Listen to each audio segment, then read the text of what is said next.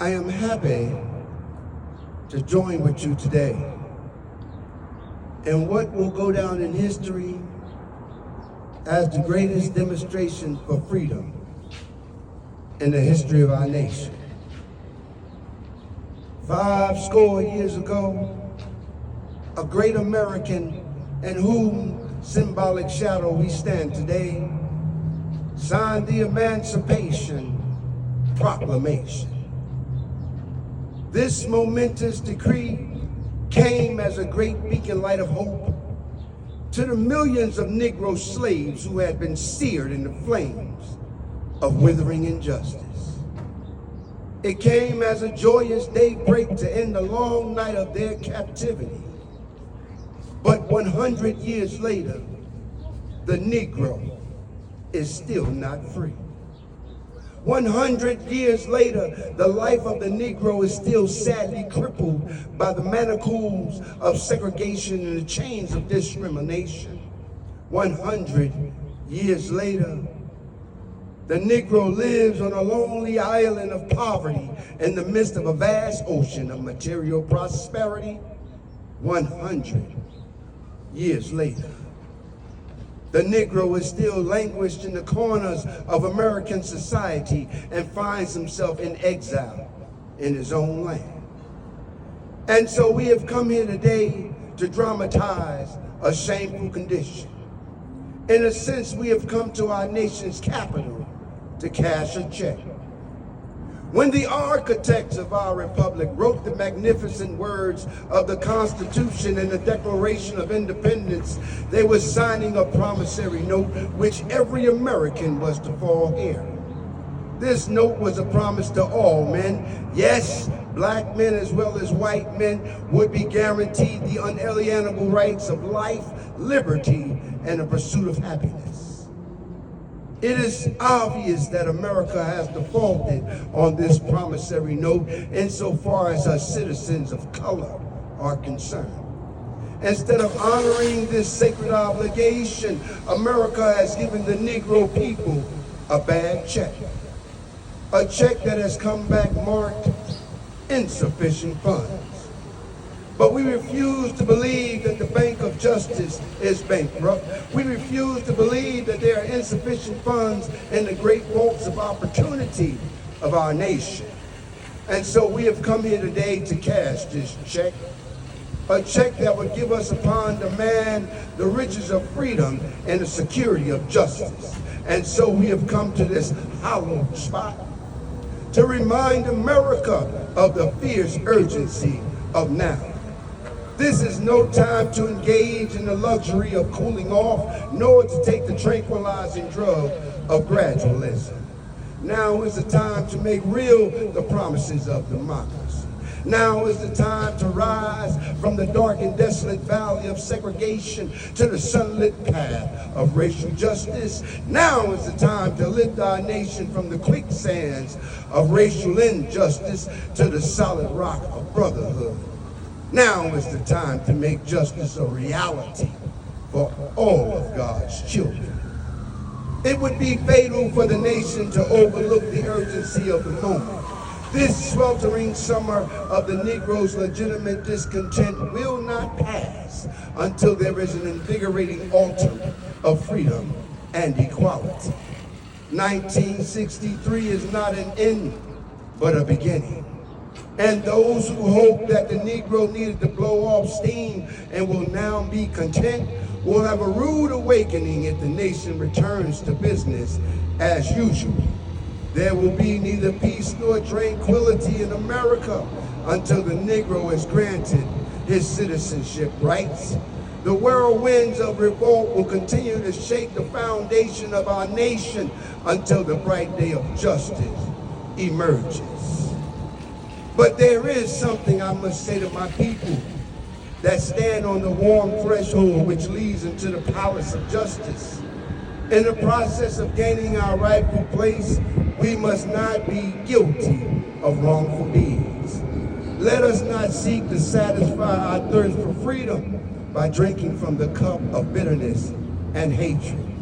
We must forever conduct our struggle on the high plane of dignity and discipline. We must not allow our creative protests to degenerate into physical violence. Again and again, we must rise to the majestic heights of meeting physical force with soul force. The marvelous new militancy which has engulfed the Negro community must not lead us to a distrust for all white people.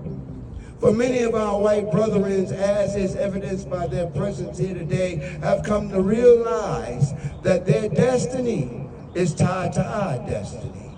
They have come to realize that their freedom is inexplicably bound with our freedom. We cannot walk alone. And as we walk, we must make the pledge to always march ahead. We cannot look back. There are those asking the devotees of civil rights, when will you be satisfied? We can never be satisfied as long as the Negro is the victim of the most horrible police brutality. We can never be satisfied as long as our body, heavy with the fatigue of travel, cannot gain lodging in the motels of the highways and the hotels of the city. We cannot be satisfied as long as the Negro's basic mobility is from a smaller ghetto to a larger one. We can never be satisfied as long as our children are stripped of their selfhood and robbed of their dignity by signs stating for whites only. We can never be satisfied as long as the Negro in Mississippi cannot vote and the Negro in New York City believe he has nothing for which to vote. No, we are not satisfied, and we will not be satisfied until justice rolls down like water and righteousness like a mighty stream. Now, I am not unmindful that many of you have come here out of great trials and tribulations. Some of you have come fresh from narrow jail cells. Some of you have come from areas where your quest for freedom has left you battered by the storms of persecution and staggered by the winds of police brutality. You have become the veterans of creative suffering. Continue to work with the faith that unearned suffering is redemptive. Go back to Mississippi.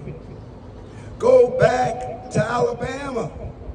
Go back to South Carolina. Go back to Georgia. Go back to Louisiana. Go back to the slums and ghettos of our northern cities, knowing that this situation somehow can and will be changed. Let us not wallow in the valley of despair. I say to you today, my friends, so even though we're faced with the difficulties of today and tomorrow, I still have a dream. It is a dream deeply rooted in the American dream. I have a dream that one day this nation will rise up and live out the true meaning of its creed. We hold these truths to be self-evident that all men are created equal. I have a dream that one day on the red hills of Georgia, sons of former slaves and sons of former slave owners will be able to sit down together at the table of brotherhood. I have a dream that one day, even the state of Mississippi, a state sweltering with the heat of injustice, sweltering with the heat of oppression, will be transformed into an oasis of freedom and justice. I have a dream. I have a dream that one day my 4 little children will grow up in a nation where they will not be judged by the color of their skin, but by the content of their character. I have a dream today. I have a dream that one day down in Alabama, with this vicious racist, with this governor having his lips dripping with the words of interposition and nullification. One day, right there in Alabama, little black boys and black girls will be able to join hands with little white boys and white girls as sisters and brothers. I have a dream today. I have a dream that one day every valley shall be exalted, every hill and mountain made low, the rough places made plain and the crooked places made straight, and the glory of the Lord shall be revealed. This is our hope. This is the faith we go back to the South with. With this faith, we will be able to heal out of the mountain of despair a stone of hope. With this faith, we will be able to transform the jingling discourse of our nation's capital into a beautiful symphony of brotherhood. With this faith, we will be able to work together, to pray together, to struggle together, to go to jail together, to stand up for freedom together, knowing that we will be free one day. This will be the day. This will be the day when all God's children will be able to sing with new meaning. My country, 'tis of thee, sweet land of liberty, of thee I sing. Land where our fathers died, land of the pilgrim's pride, from every mountain side, let freedom ring. And if America is to be a great nation, this must become true. So let freedom ring in the Heightened Alleghenies of Pennsylvania.